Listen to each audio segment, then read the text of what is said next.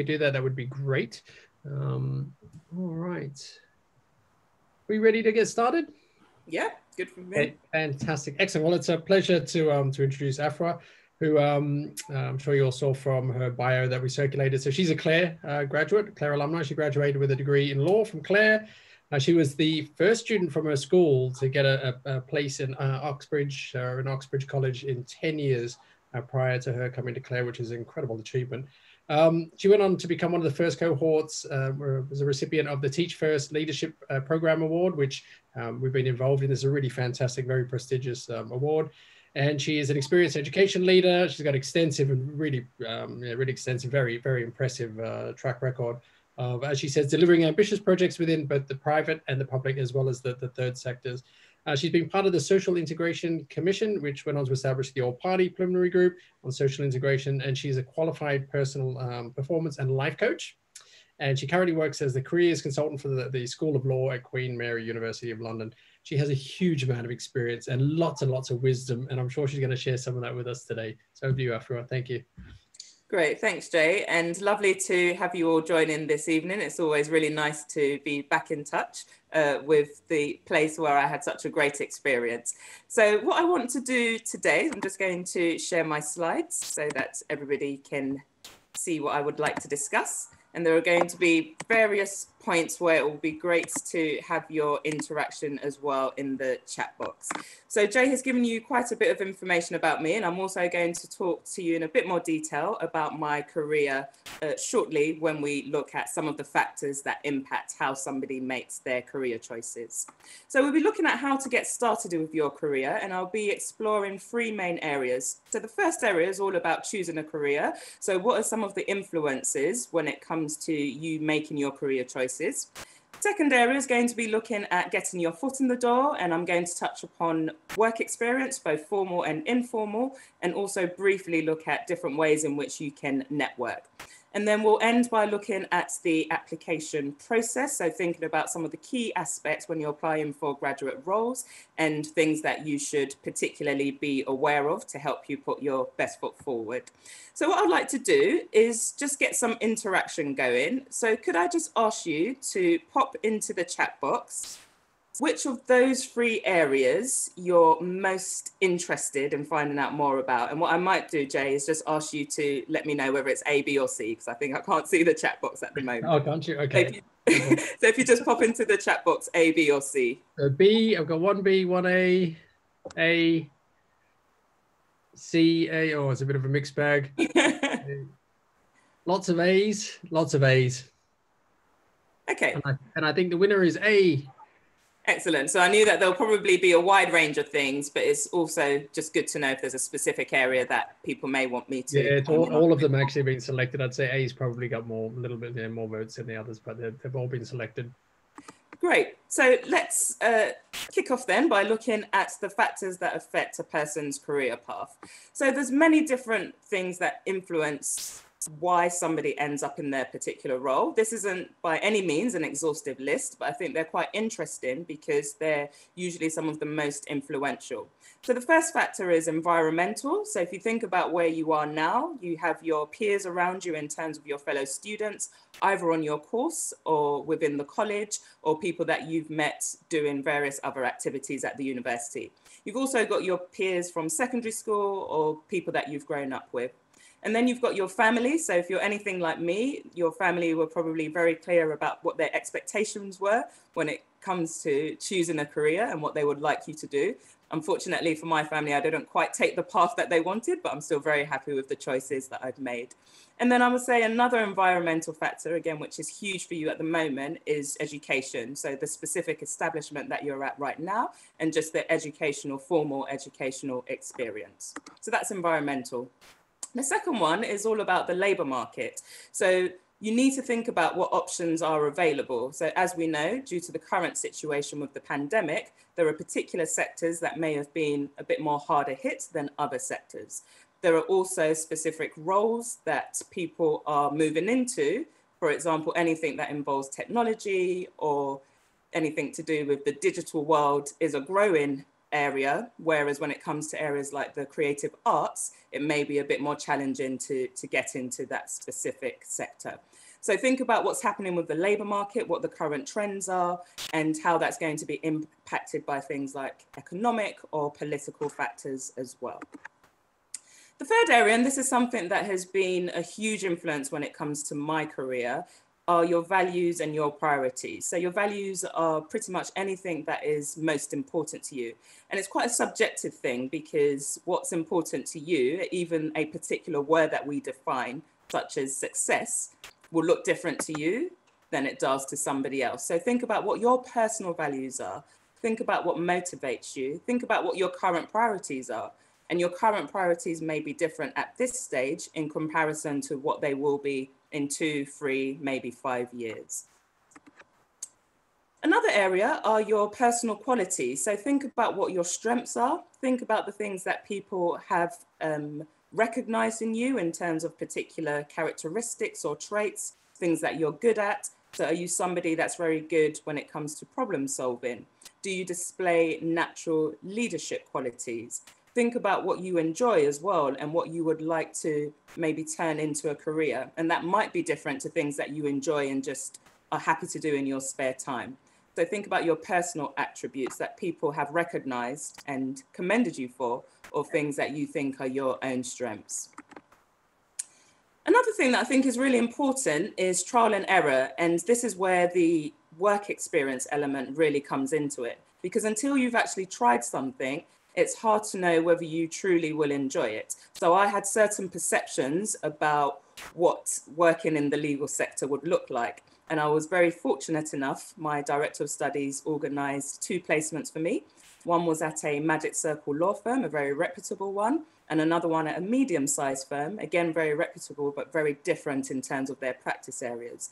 And through those experiences, it helped me to gain first-hand insights into the legal sector.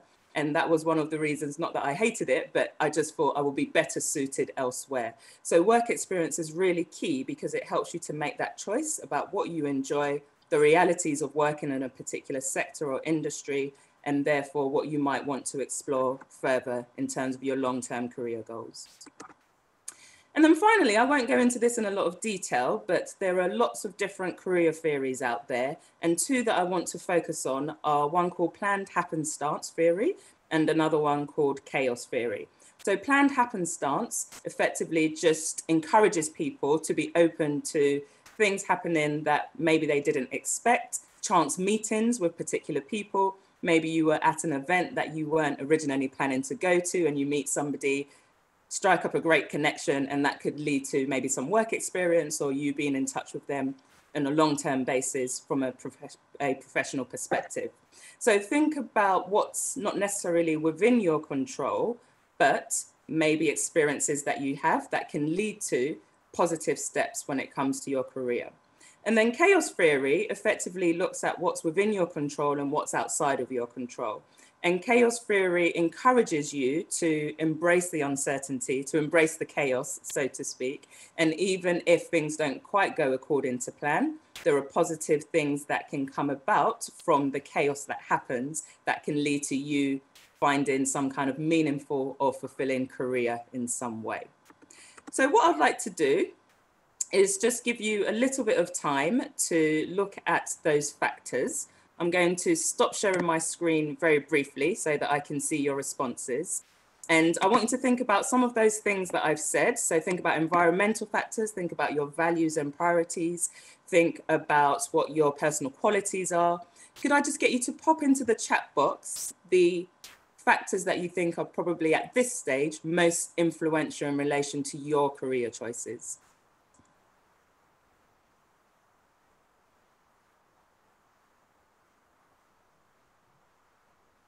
I'll just give it a few. Can you see? You can see the chat box. Yes, I can. I can see the chat box. And I'll share my screen afterwards. Okay, so values, environmental. Okay, values and priorities. Okay, so values, a very interesting one. Okay, so at the moment, the lead seems to be values and maybe environmental factors. And maybe those who wrote values would you like to maybe just add within the chat box a specific value? So it might be impact, it might be making a difference, which are two values that have been important to me within my career. So if you can think of examples, great. If not, don't worry. And the same to those who have put environmental. So is that peers? Is that education? Is that family? So I'll give it a few seconds.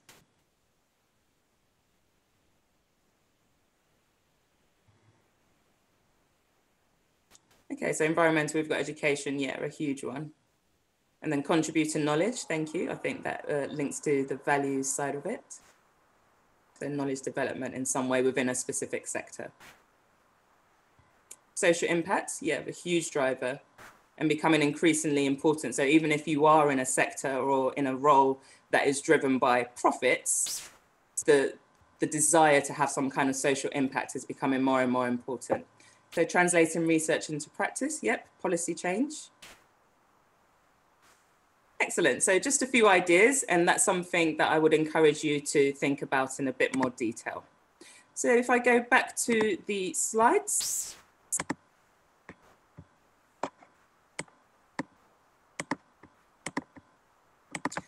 So we've looked at some of those factors. So what I want to do is then just talk a little bit about my own career journey and just try to identify which factors were at play at different points. So as I mentioned, I decided that I wasn't going to go into a legal career, and I had some experience working with young people. I'd taken part in different youth work programs, and I quite liked working with young people. So I thought I joined this first Teach First Leadership Development Program. And it was actually a friend of mine. She was at Clare as well. She did law and she was the year below me. And she knew that I was looking for a graduate role, but wasn't necessarily interested in the legal sector. And she knew somebody who was part of the senior leadership team. So she told me about the program. I looked into it. I applied, had my assessment center, and as they say, the rest is history. And the reason that I chose this program is that it was a graduate scheme. So it was at a level that I wanted to go into. I didn't want to just secure a role at the time and then down the line go into something else. I wanted to go straight into something where I would be trained and I could come out with some kind of a qualification. Another reason is that it was something that was quite new, and I've recognized within my career that I'm quite attracted to things that are either the inaugural programs or something that's new and innovative in some way. And then another reason I was attracted to it, rather than the straightforward teaching qualification, is that it had huge links with businesses. And for those of you who know Teach First, it's grown over the last 20 years, and it's one of the most popular graduate training programs. And I think it's managed to develop a great reputation, and I wanted to be involved in something that was quite new, part of the first cohort, and still have those great contacts in terms of the ambassador and alumni network that it was going to create. So that was my first role, and I stayed in secondary education for about 8 years. After that, I decided I wanted to do something a little bit different. So hopefully the slide will change. I think it's frozen briefly. Okay, so I'll just wait for it to catch up. But I decided after that I wanted to go into something that still involved working with young people, but wasn't necessarily within the education sector. So I didn't necessarily want to stay in the classroom, but I wanted to be able to use the skills and the experiences that I had gained from that program. So whilst I was in between roles, I worked for an organization called The Challenge, which delivered NCS, which is a program that some of you may have participated in at some point. So it was a great way for me to get to know more about the values of the organization, and a role came up within their public affairs and communications department. And even though I didn't have a background in public affairs or comms, I was able to show how my skills from my teaching experience were transferable. And because at the point it was a charity that was still growing, I think me not necessarily having lots of experience wasn't detrimental and didn't work against me. So they were happy to take me on and develop me within that role. And that was a great experience. I learned a lot from that particular experience. I did a bit of work that involved branding and thinking about how organizations market themselves, how they communicate with their staff internally, and how they communicate and present themselves externally. I learned a lot in relation to media, and also, as Jay mentioned at the beginning, the biggest projects that I worked on was the Social Integration Commission. And it was great to work on that project right from its inception up to the point where they were releasing reports, and now it's an APPG. After that, I decided that I wanted to return to being a little bit more frontline, but I didn't necessarily want to go back to teaching. So I was still interested in education. I also wanted experience. I had some experience in teaching of being the head of a department, and I wanted to build upon that and develop more leadership experience and have some responsibility for a department and also for line managing people as well. So I worked as an education consultant for a while, and I was supporting schools as they help to prepare their students for applying to Oxbridge or for law or for medicine. So I did that for a few years. And what was good is that I was able to transfer the skills that I had developed from my days in teaching, as well as my time at the Challenge, learning how to deal with different stakeholders, communication, all of that came into this role. And it was great that I was able to learn new things whilst building upon the skills and experiences that I had previously gained. And then after that, I decided that I really enjoyed coaching, and that came from two experiences that I had. So as part of a leadership development program that I did whilst I was an education consultant, I had a professional mentor who was one of my colleagues, and I also had the opportunity to have a professional coach. And I gained a lot from that experience, and I thought this is something that I can see myself doing, that I would love to go into in the future in relation to my career. So I decided to do a coaching diploma in life coaching and personal performance. And now I am in the current role, mainly due to that experience, and I'm able to put my knowledge into practice through my role as a careers consultant. So that's my career journey so far. And as I already mentioned, I think the values of having an impact, helping people to develop, helping people to achieve their personal goals, be they academic or their career goals, has been a running theme throughout my career. And there have been the things that have driven my choices. A couple of other things that have also been important to me are the ability to learn new skills, the ability to progress in some way, and also the ability to be involved in new projects. So there are other things that I often look for when I'm choosing a career or a role. Okay, so my slides have frozen, so I'm going to stop sharing very briefly and then share again, and hopefully it will pick up again.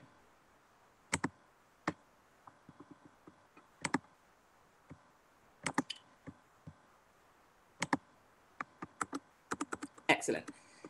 So it's come in a bit too late, but I've already talked through that. So what I want to do in this section, part A, is just start giving you some tips in terms of how you can start narrowing down your options. So we've already spoken about the importance of identifying your values and what your current priorities and motivations are. You have an excellent career service where you can book a one-to-one appointment, and they're great for you to just have somebody ask you different questions so that if you're not sure about what they currently are, that conversation can help you to hopefully pinpoint some of those things. It's also a really good idea to talk to friends, to talk to family, to think about people who know you quite well, think about academics that you know quite well, maybe your personal tutor or your director of studies, and have these conversations with them as well. So many people when I was at Clare were very influential in relation to helping me pin down what my values are and helping me with my career choices. There's also a lot of online guidance. So hopefully you've heard of websites such as prospects.ac.uk. There's also another one called Target Jobs, and they're specifically aimed at students and graduates. And they've got great online advice in relation to how to choose a career. That's a good match for you, rather than just going along with something that everybody else is doing, or the expectation is that you'll go into it just because you're doing a specific course. What they do is they look at the degree you're doing and they give you suggestions of what you may want to do linked to that degree based on what people typically go into.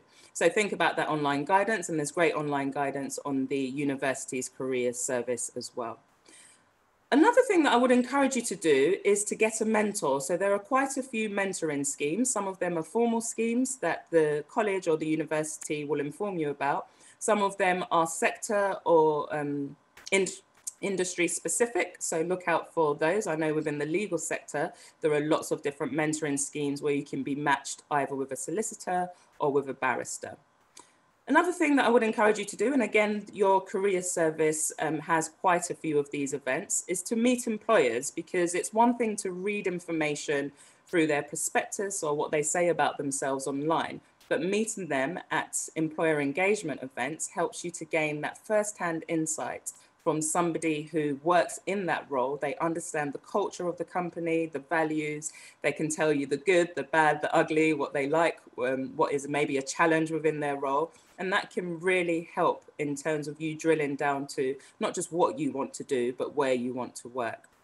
When I was at Clare, and I'm sure this is the case still, there were also opportunities to connect with alumni. So we had a great relationship with a law firm, which is now called Hogan Lovells. At the time it was Lovells, and we would have dinners with them and meet alumni. And that was a great way, again, to think about whether that's a role or a company that you want to apply for and work for. And then lastly, do speak to your academics. I've mentioned my director of studies, who was instrumental in terms of helping me when I was making my career choices. And I'm sure those contacts and those links still exist.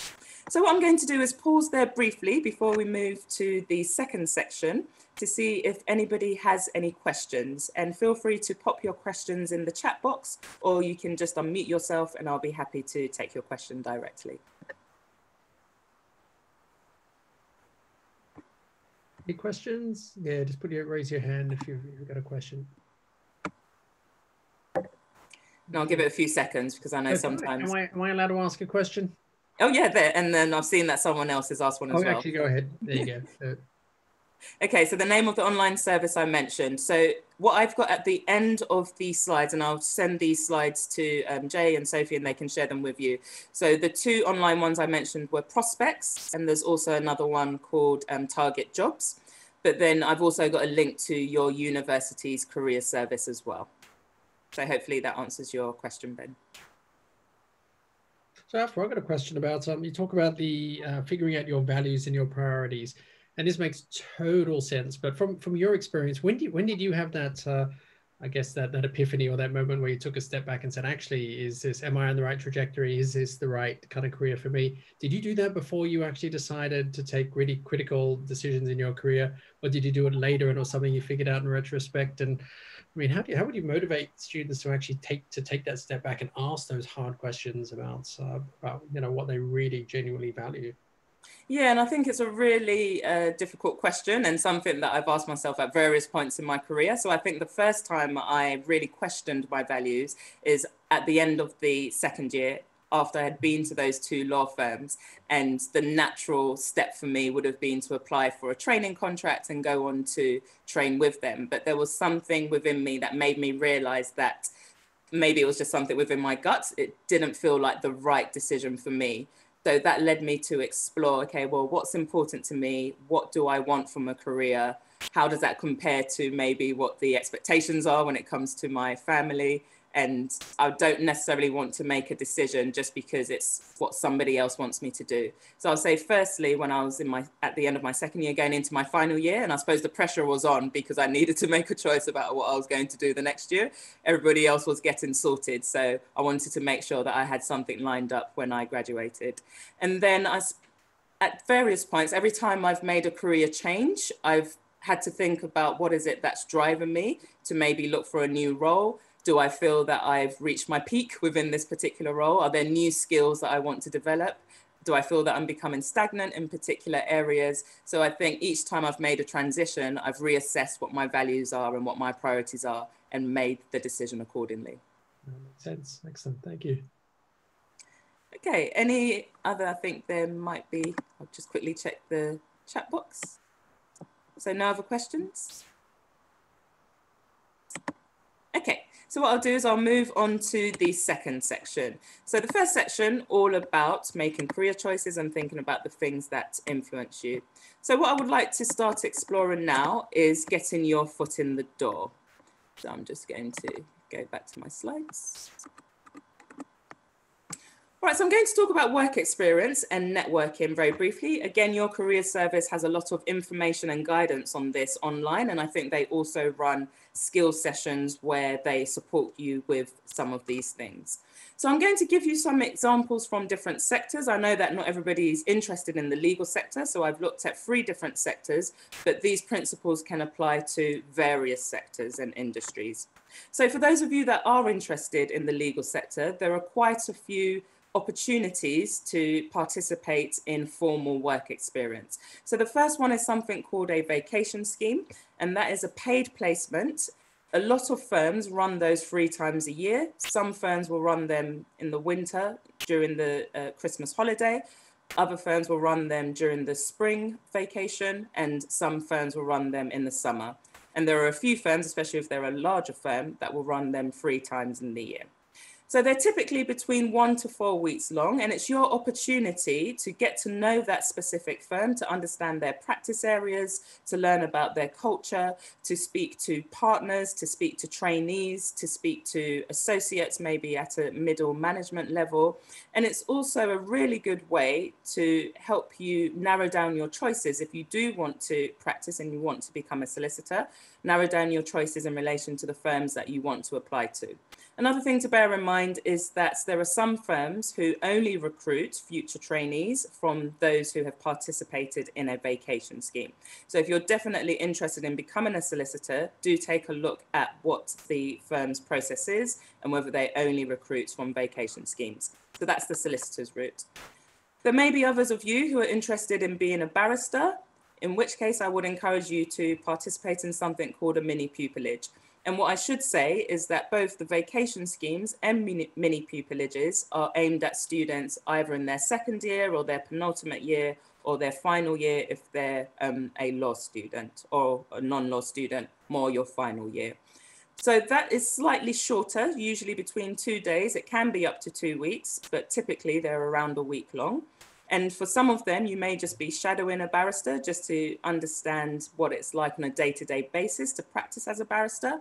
Whereas with other mini pupillages, you will be asked to complete some kind of an assessed activity. That might be a presentation, it might be presenting research on something that they've asked you to look into. It will vary depending on the chamber that you apply to.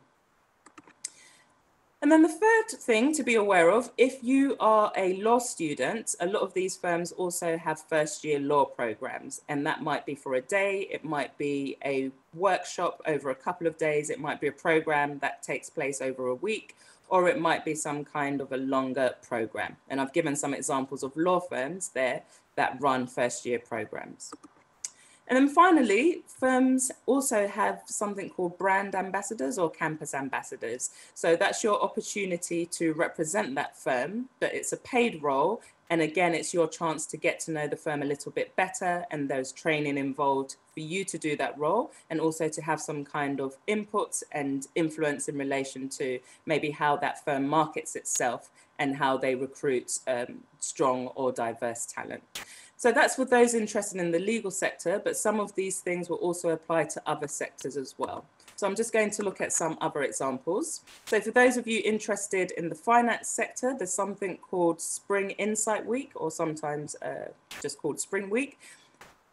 You don't necessarily get paid. Often they will pay your expenses, and it's a lot of banks or professional services or financial services that will give you the opportunity to take part in some work experience. So it's aimed at undergraduates, but I'll emphasize that because I know we may have some postgraduates on the call. And it's aimed at students within their first year of a 3-year course, or students in their second year on a 4-year course. And it's usually your opportunity, again, to just have a bit of a taster in relation to what going into that sector involves, to see whether you like it or not. And if it's something that you are interested in, you can go on to apply for one of their summer internships the following year. So all of these schemes, both within the legal sector, within the finance sector, they're very competitive. They usually have very fixed deadlines, but the deadlines may vary depending on that individual firm. So for example, there are a few deadlines at the moment in November, but there are also other deadlines for Spring Insight Weeks in December and in January. And as I've mentioned, it's usually banks or financial services organizations that offer them. And then I've got an example from the political sector. So this is for those who are interested in maybe going down I think somebody mentioned policy earlier on. So the civil service has a diversity scheme, a diversity program. So these are paid opportunities, and it's trying to attract talent from students who are maybe underrepresented within the civil service. And that may be from a point of view in terms of disability, it may be sexual orientation, it may be ethnicity, it may be socioeconomic background. So the first program is something called the Early Diversity Internship Program, or EDIP, and it's usually 1 week based in London, or at the moment likely to be online or virtual in some way, and it's aimed at first-year undergraduate students.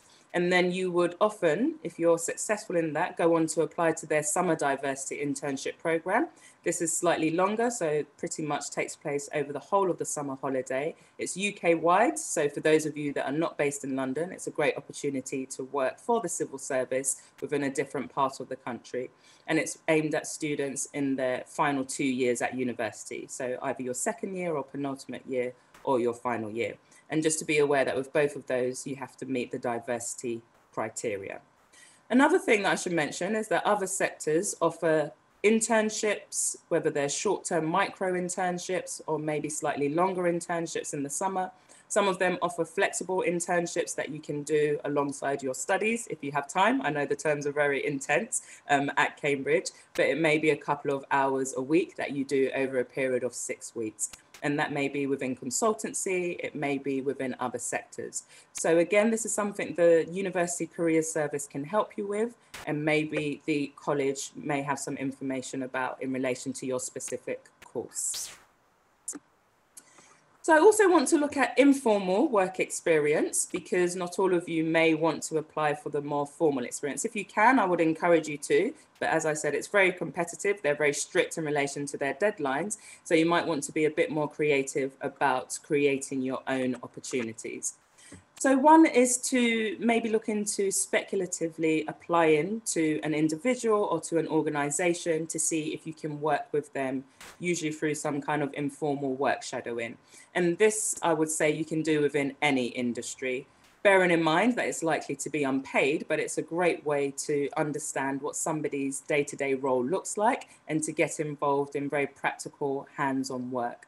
And I'm sure the university can give you some guidance on writing speculative applications. The main thing that I would say for speculative applications is to do your research into that specific firm, think about what you can offer in relation to your skills, and think about how you can present yourself as somebody that's going to support whatever needs they have, or maybe a gap that they have. So for example, you may look at a firm and look at their social media, especially if they are using their social media platform to attract graduates, and you may offer to help with their social media in some way. Another one is something called virtual experience programs, and I've put on there the name of a platform that is very popular. It used to be called Inside Sherpa, now it's called Forage, and it's virtual experience programs within a wide range of different industries, different sectors, and there's also the opportunity to get a certificate at the end of the program if you want. And that's really good for honing in on specific technical skills or increasing your knowledge within a particular industry. Another one, if you're interested in the legal sector, there are a couple of things that you can do. So there's something called marshalling, which is shadowing a judge, and you can just apply to a judge within your local court, county court, or you can think of larger courts like the Royal Courts of Justice, etc., where you're shadowing them for a short period of time. You can also attend a public gallery. At the moment with lockdown, obviously it's not possible, but just before lockdown, it was still possible for you to go into a specific trial, which is open to a public gallery, and to just sit in and to observe just how the court process works and a court case in action. You can also take part in a lot of what we call pro bono activities. So that's the voluntary activity, community service activity that a law firm or solicitors will do.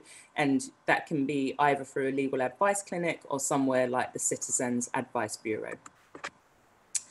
For those of you that are interested, again, in the legal sector, but this can apply to other sectors, there may be opportunities for you to conduct research for different practitioners, to review documents. If you have language skills, you can bring your language skills in relation to maybe translating documents.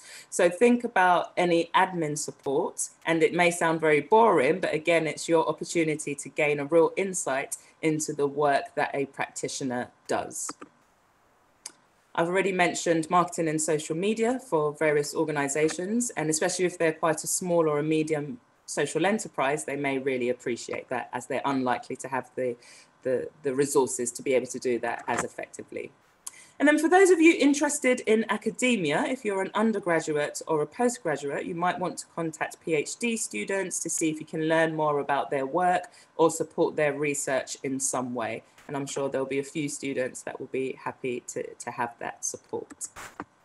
And then lastly, again, I'm going to reiterate it because I think it's so important, speaking to your director of studies, having conversations with other academics to get their recommendations, either contacts that they have or placements that they would encourage you to look into. They're a wealth of knowledge in terms of what they can help you with.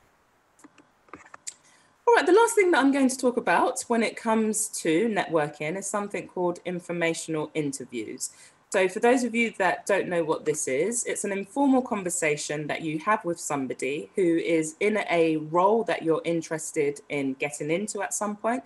That may be a trainee role or an early careers role, or it may be somebody who's a bit more senior, who's very established within their career, and you quite like their career trajectory, and you want to speak to them about what advice and guidance they would give you in relation to going down the same career path. Or you may want to know more about the specific company that they work at, and you want to gain some real first-hand insights rather than just reading information on a website. So it's not about asking them for a job, it's more about getting those sector insights and finding out about somebody's career path.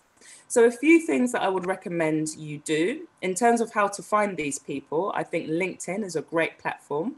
I'm not sure if Cambridge has this, but we have something which is an alumni platform. It's something that was launched recently at the university, so it's our version of LinkedIn. So if you have something similar, that's a great place to be able to connect with alumni who may be doing very interesting things in their careers.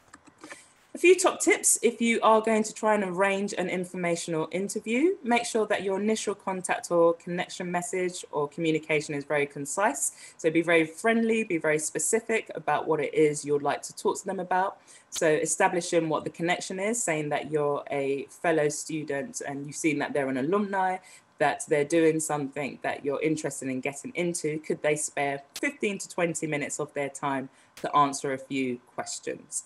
Do your research about them as an individual and about the company that they work for, because that can help you when you're reaching out to them to try to get that initial conversation organized.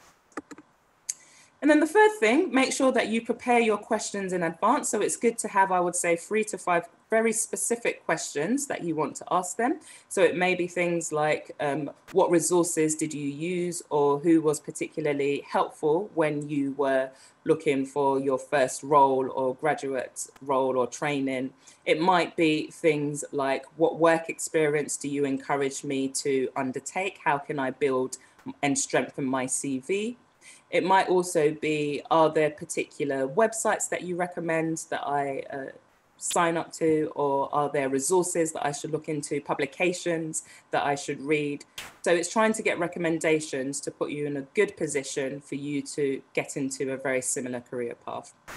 Keep your ask very brief. So people are very busy, but now with the benefits of working from home, people do have a bit more time to be able to connect with people virtually. So asking for 15 to 20 minutes of their time is hopefully more realistic. And then when we are able to meet in person, it might be asking to meet up for a coffee. Alternatively, it might be asking if you can just send them a few questions via email.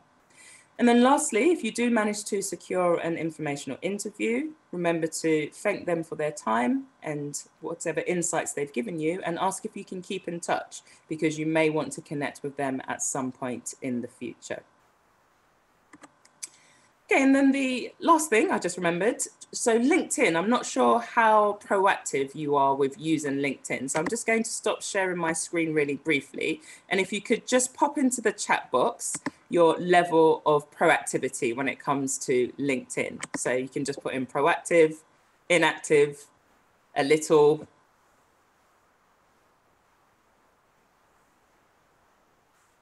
Okay, never use LinkedIn. Okay, thank you for your honesty. I would definitely encourage you to look into it. A little, inactive.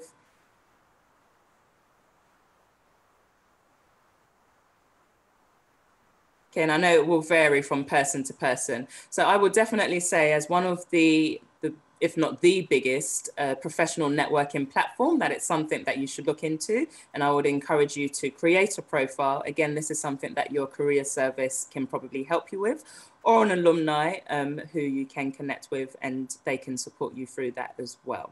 And the reason I would encourage you to do that is because now we're in a virtual and digital world. It's becoming increasingly important to know how to build a professional online brand and to know how to utilize that to help you meet your career goals. So one thing that I would say with LinkedIn, once you have created a profile, and I'll go back to my slides, there is a tab that can show recruiters that you are looking for opportunities. So I've used my profile as an example, and you can see to the right there, it says add profile section. And in the intro, you can just tick that plus, or just make sure that you select it so that you can show the recruiters and other people that you're open to opportunities. And I've had students who have been contacted by recruiters for long-term roles, graduate positions, and nobody else can see it. So don't worry, nobody's going to see that you're open to this. It's just the recruiters, because they have a subscription which allows them to see people that have selected that option. So when you do create your profile, make sure that that function is switched on. Okay, so if I go to the next part, I think my screen has frozen again slightly. So I think that was the second section when it came to work experience and networking. So if you pop into the chat box, any questions that you have in relation to work experience, either formal or informal, or networking, and I'll be happy to answer them, or you can unmute yourself if you like. Yeah, or raise your hand. I'm not sure whether people can unmute themselves, but if you raise your hand, I think we might be able to do that. Okay, great. Thanks, Jay. Pop a question in. So your comments about the informational interviews, I thought that was really interesting. I'd never heard of that before. And is that across disciplines, or is that specific to law? Because that kind of almost sounds like it'd be almost a backdoor route to try and get a work experience placement without asking for a work experience placement. But you're saying it's not actually perceived as that. This is a genuine entity. Exactly. And it's becoming more and more common, especially as we are all operating in this virtual environment. So being able to connect with people virtually, so many people are willing to give up their time to answer some questions, especially if you've got that warm contact, such as them being an alumni or from the same college. So definitely do utilize that. Okay, I'll give it a few more moments. If not, I'll move on to the last section. I think they're all setting up their LinkedIn. No worries. And I think it's so important that what I've done this year, I do a bit of teaching in the curriculum for first year law students, it's now one of our seminar topics. So it's something that we kind of force them to create from a very early stage and ensure that they're utilizing it and using it effectively throughout their time at university. Okay, so I'll move to the last section. I'm just going to get the relevant slide up again. So the last part is all about application basics. And again, your career service can help you with this. So I just want to look at it from a very high level perspective. So what I wanted to do was go through the typical process when it comes to applying for a graduate scheme and how that compares to applying for a graduate level role. One thing I would say at this point is that if you are interested in the legal sector, the timings are slightly different. So for example, if you want to be a solicitor, the law firms will recruit trainees 2 years in advance of starting the training contract. So for example, this academic cycle, they're recruiting for students to start the training contracts in 2023. If you want to be a barrister, the chambers usually recruit 12 to 18 months in advance. So just be aware that these timelines are slightly different to the legal sector. So on the left-hand side, you've got a graduate scheme. So similar to something that I applied for when I applied to Teach First. So usually they will open applications at the end of the summer or the beginning of the autumn term. And that application window will be open until roughly around January, February. It will vary depending on the sector and depending on what the actual scheme is. Some firms will also have roll-in deadlines. If they have a roll-in deadline, I would encourage you to get your application in as soon as possible, because sometimes they are looking at these applications as they come in, and you don't want to be so last minute that some of their places have been filled up. So usually this links to a large company or some kind of a large firm or organization like Teach First, or the consultancy companies or professional services, places like EY, PwC, Accenture, etc. So the first stage is usually to complete some kind of online application form, and it's becoming increasingly common for the organizations to also ask you at this stage to complete a psychometric test. And I'm going to talk to you about that in a bit more detail shortly. If you are successful, you're going to be invited to some kind of initial interview. And after that, you may also be asked to attend an assessment center. So now we're operating in the virtual world. The initial interview may be a 20-minute phone call, or it may be a 30-minute video call. And it's just a getting to know you interview. It might be with the recruiters. It might be with a partner or somebody more senior within the firm. And it's their opportunity to either ask you what we call competency-based questions or motivation-based questions, or just to get to know you as an individual in terms of your skills and experiences. And then you'll usually be moved on to some kind of assessment center, which at the moment are predominantly, if not solely, taking place virtually. And this is a half day or a few hours where you have to complete various activities. And I'll go through that in a bit more detail shortly. And then if you are successful at the assessment center, you'll be given the job offer with the view to start in the September after you graduate. So this is the process that I took when I applied for Teach First. I applied in the Michaelmas term, and I remember having to do some kind, I can't remember if I did an online test. I don't think they were using psychometric tests for Teach First, but it was a very lengthy online application form that I had to complete. I remember going to an assessment center and having to do various things, including, I think, doing a mock lesson. And also, I remember that I got my offer, if I remember correctly, either the end, so just before the end of the Michaelmas term, or at the beginning of the year, so January, February. So very typical of my experience. So if we compare that to a graduate level role, so typically, this is with a small or medium sized enterprise. And instead of an online application form, they're likely to ask you to submit a CV and a cover letter. And I'll talk about key tips in terms of what to focus on there. If you're successful, you're likely to have some kind of interview. If it's a graduate level role, you're unlikely to have various interviews or be invited to an assessment center. Usually it's just the one interview, although for some roles you may be asked to attend to up to maybe 3 interviews as well.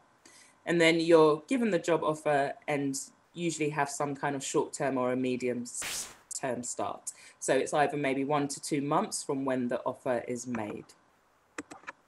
So what I want to do is briefly pick up on some of those areas.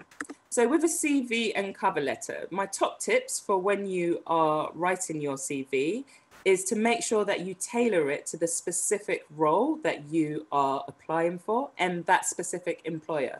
So even if you are applying to similar organizations, similar firms, even if the work that they do seems very similar, do try to tailor it in some way to either the values, the cultures, some of their leading areas, practice areas that they focus on, to make sure that it is personalized and not generic. Another thing I would encourage you to do is to show and rather than just tell them. So instead of just saying you are hardworking, you've got good teamwork and organizational skills, you can say something like developed teamwork through working on a project with 5 other interns where we were responsible for producing a report on X. So it's really important that you use specific detail and specific examples. Another thing to be aware of, which is very obvious, but you'll be surprised how many students don't do this, is to highlight your strengths and also show that you are an all-rounder.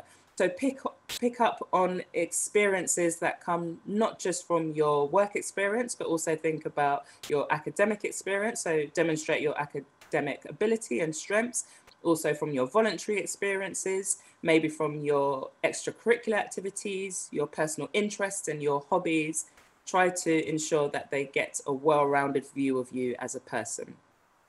And then the last one is more in relation to, I suppose, the formatting and the appearance of your CV. So in order to make an immediate impact, make sure that the structure is very clean, that your CV is easy to read. Make sure that it's uncluttered. So usually the CVs that are difficult to follow are those that have far too much information. The font is too small, and they've tried to just squeeze in too much detail onto the CV. It should be no longer than 2 pages maximum, although within the finance sector, they often prefer 1-page CVs. So just make sure that the formatting is consistent and that it's clean and clear throughout. So they're the top tips in relation to CVs. My top tips in relation to cover letters are very similar. And the 3 main questions that your cover letter should answer is why me? And that's very much you focusing on your skills, on your experiences, on your strengths, and why you would be a strong candidate and a good fit for that role. And then why this specific role? And even if you're applying for an internship or a vacation scheme or some kind of placement, this is the format you should follow if you've been asked to submit a cover letter. And then lastly, why this firm or organization? So it's really important that you conduct thorough research so you understand what it is that is attracting you personally to that firm. What do you like? What have you found out? If you've met a representative at a careers fair, what did you learn from them? How did that encourage you to want to work for that firm? Do incorporate personal insights. So that links to the last point that I just made. So if you have attended an open day or an insight day or some kind of information day, do incorporate that into your cover letter. So saying something like, having met Grace Shepherd at the Cambridge University Careers Fair, I found out that this firm is X and that's something that I'm attracted to. Do use it as an opportunity to expand on the points that you've already made in your CV. So maybe you stated things in your CV, but you didn't have the space to go into detail, but you think it's a competency or some kind of strength that they would want to know more about. So use the cover letter as an opportunity to just elaborate on some of the points you've already put within your CV. Summarize why you think you're a suitable candidate. So think about what would make you stand out. And that may be things like your language skills. It may be a particular experience that you've had. It may be transferable skills that you've developed through a position of responsibility, whether that's being the head of a society or some other kind of extracurricular activity that you do. And make sure that you're linking that to the specific criteria that is outlined in the person specification or the competencies that the employer has said they are looking for in potential candidates. And then lastly, make sure that you're using very short, clear and concise sentences. Try not to be too elaborate and verbose in your language. The easier it is to read, the better it is for that specific recruiter or person reading it. And then lastly, write with the reader in mind. So remember, this is an academic piece of work that you're submitting. You're submitting, well, when you submit an academic piece of work, you're submitting it to a human being as well. But just try to help the recruiter get a sense of who you are as a person. And I know that can be quite difficult to articulate on paper or in an online application or in a cover letter. But try to be professional without being overly formal, and try to give them a sense of what you would be like when they meet you in person, because that would encourage them to hopefully invite you to interview because they think you're a good match. All right, so what I want to do just in the last few minutes is just talk about psychometric tests and assessment centres very briefly. So very quickly, psychometric tests, there are various different types and it's used across a wide range of sectors. And some of them are used at the application stage in terms of online application, or they may ask you to complete one before an interview or at an assessment centre. So I've given you some examples. One that's very popular, which is a critical thinking test, is one called Watson-Glaser, and that is very popular within the legal sector. But you also have verbal reasoning tests, numerical tests, and also what we call situational judgment tests. So how would you respond if you were within a real life scenario within that firm? Do you fit the values and the culture of what they're looking for in their potential employees? Couple of things to flag. The University of Cambridge, their careers service pays for job test prep where you can practice online tests. And they also have tests where you can practice personality profiling, which some firms use as well. There are other platforms such as Graduates First, HackerRank, which is linked to psychometric tests for the finance sector, and Assessment Day. And that's something you'll probably have to look into individually. Assessment centres, just wanted to give you some ideas of things that you may be asked to do at an assessment centre. It will vary depending on the sector, but generally it's things like either an in-tray or e-tray exercise where you have to prioritise what you would do if this was your workload and give reasons for why you've prioritised it in that order. Group exercises to see how you work with other people, with your peers, maybe to test your communication skills. They will ask you to do some kind of a presentation or some kind of role play mock situation. You're likely to have an interview either with a recruiter or somebody who is a partner or someone else that's more senior within that organization. You also have the opportunity to get to know the firm. So they'll have some kind of networking or social session as well. Again, they're looking at how you interact with your peers as well as with members of staff. So a bit of a whirlwind overview, but what I wanted to do was to just give you an idea of what to be aware of when you're choosing your career, some of the things that you can start doing now to get your foot in the door, and also a high-level overview of the application process so that hopefully you're using the services that are available to you, both either at a college level or within the university. So I know we're coming near the end, but I'm happy to take a few final questions if anybody has any. Afua, on behalf of everyone on the call, thank you very, very much. That was really, really fantastic. Appreciate it. You're welcome. Hopefully it was helpful. Very helpful. So the psychometric test is interesting. We don't have them in my field, but I know in they're starting to become a little bit more common than they were. They're not traditional, but I suspect in the coming years they're likely to be almost routine. These, I mean, are they meant to be like gut instinct responses and measure your, I guess your intuition? And I mean, can you practice? I mean, do the practice tests actually help, or what is it? Yes, so it depends on the test. So when it comes to the personality profiling, they're meant to be more gut instinct, go with what you would typically do within that scenario situation. And I know some people get a bit stuck because they overthink their answer. But the idea is for the personality ones just to be honest, and the first thing that comes to mind.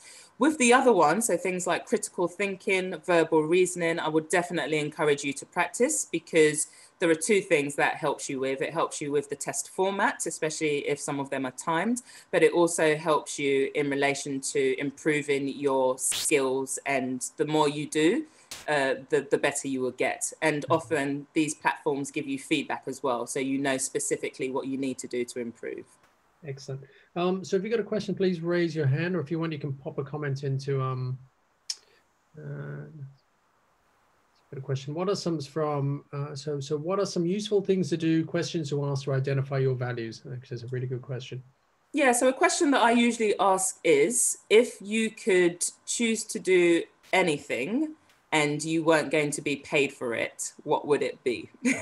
And ideally, when you're asking yourself those questions, you'll come up with a few different answers or responses, and that will help you to drill down to, is this something that I can see myself doing on a long-term basis? Is this something that I enjoy so much that I would like to be paid for it? So remember that you spend a lot of time at work, so think about what you enjoy doing just generally, even if you weren't being paid. Another thing to ask yourself is, if nobody else was influencing me and I'm not listening to family, friends, parents, academics, what would I choose to do? So if I had all the choice in the world, what are some of the things that I would choose to prioritize?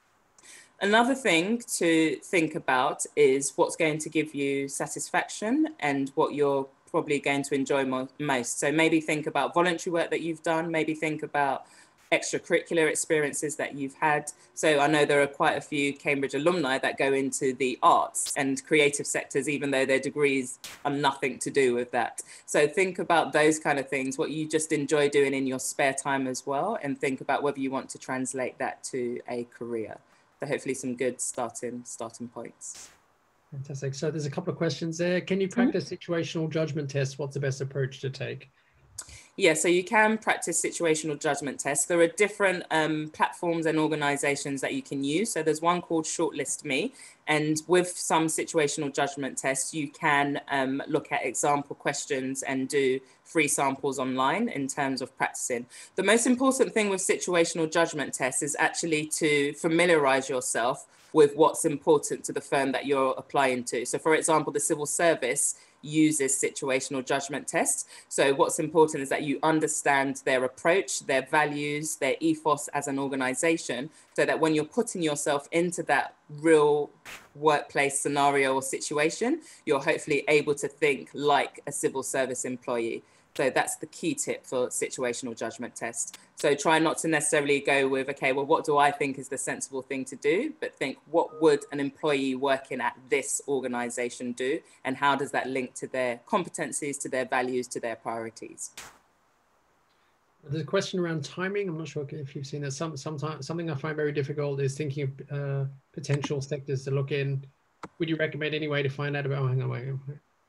It's something I find very difficult thinking about. Yeah. Would you recommend any way to find out about opportunities or jobs you wouldn't think of otherwise? Yeah, so I think it's good to explore things that you wouldn't naturally think would be a good fit for you. So for example, even though I was doing a law degree, I was willing to explore careers outside of the legal sector. And some of that was based on my voluntary experience that I had, and others were based on things that people had recommended. So do think about exploring. I think trial and error, as I mentioned, is a good thing. And even if you don't like an experience, at least it helps you to hopefully identify, what is it that I didn't like? Is it this specific organization that I didn't like working for? Could I maybe appreciate that within a different context? Or I need to get further experience with another firm? So I do feel that I understand that it's hard to narrow down your choices, especially if you're interested in a wide range of things, but do take opportunities through extracurriculars, formal placements, networking. All those things are helpful.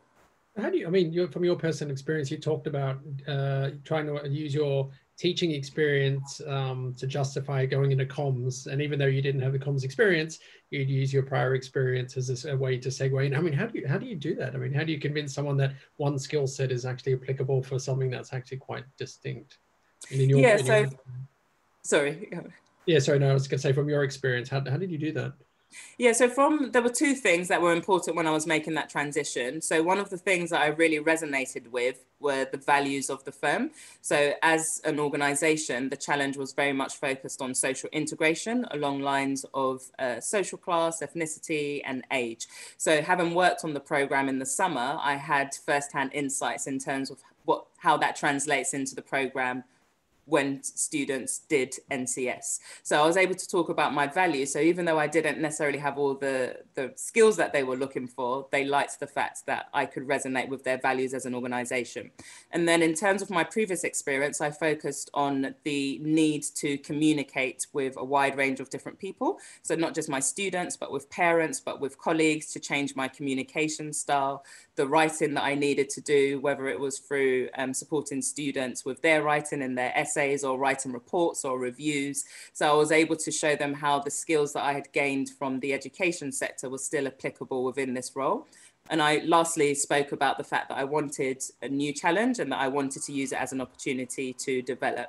So even though I knew there were gaps, I said that this is a great way in order for me to grow. And luckily for me, they were at a stage where they were happy to take that risk.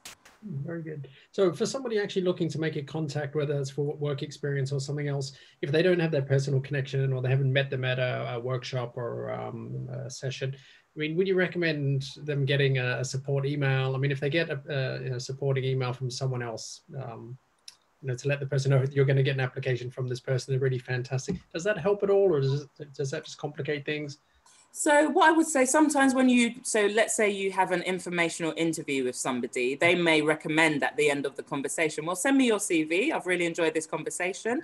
I'm happy to pass on your details to someone else. So sometimes they may make that offer, or sometimes you may ask if they'll be willing to do that further down the line as you've got to know them a bit better. But what I'm going to do for the final slide, which I'll pop up in a moment, is also recommend organizations where they're helping students to build these connections, because not all students have this. So organizations like Bright Network is a great one. And then you also have some more targeted organizations like RARE, who focus on ethnicity and helping students to build connections and contacts if they're from a particular background. So I'll share those. Oh, sorry, go on. No, I was going to say, actually, that was so that's really, really useful. Actually, what I was thinking about was more so if a student's applying to my lab, for example, if I get an email before they apply saying, well, keep an eye out for this person, they're really good. Oh, yes, sorry. Does that make a difference? I mean, obviously it makes a difference. Is it essential? Or I think it's helpful. Yeah, sorry, I think I misunderstood the question. So I do that sometimes. If I connect some of my students with someone on LinkedIn, I'll drop them an email or I'll drop them a WhatsApp message, depending on how close I am to them, to say, I've spoken to this person. I've recommended that they get in touch with you. This is their name. Look out for their connection message. Yeah, so that can really help. It does make a big difference. Okay, fantastic. Any final questions? I know we're out of time, but if there are any final questions? So for LinkedIn, so somebody once said to me, I've got a LinkedIn account, but I didn't update it. And they said having a LinkedIn account that you don't update is almost as bad as not having a LinkedIn account. Is that true? Exactly. Okay. Yeah, so I would say keep it up to date, and there are privacy settings on it. So if you don't want to make your profile public until you've maybe made it a bit stronger, then you can do that. And then when you're ready, then you can make it public and people can find you more easily with your photo, etc. So I would say you do need to keep on refreshing LinkedIn. And I've definitely become more proactive in this role because I'm using it a bit more to help my students. So keep up to date. There is a university, I'm pretty sure it's a LinkedIn-based platform. It's called GradLink, and it's for alumni that have opted in and are happy to be contacted by Cambridge students. So for those of you on the call, you definitely want to have a look at it. Yeah, because that's a big source of potential connections and contacts. Excellent. All right. Any final questions? So all I'll do, Jay, is just quickly share my final slide, just because it's got some website recommendations. And then I will share these with you guys. I'll send it to Sophie. That would be great if you don't mind. And feel free to just share those with other people. So there's the link to your career service. I've had a peruse and it's a great service, lots of great resources on there. So do make sure that you utilize those. And then I mentioned Bright Network. They do a lot of events, provide a lot of guidance, practical support. So do look into that. And then Prospects Target Jobs. They give a lot of careers advice, especially linked to a specific course or degree you're doing. And you can also do things like online career quizzes. And then you've got places like Debut Careers and Milk Round, which help to advertise either internships or work placements or long-term graduate roles as well. Okay. Excellent. All right, but you said you're happy to share this information yes. after. Okay, fantastic, excellent. Well, on the behalf of everyone, thank you so much again. That was really amazing. Very much appreciate you giving up your time. Thanks everyone for making the call, and yeah, enjoy the rest of your evening. Thank you. Thank you for having me, and I'm happy to be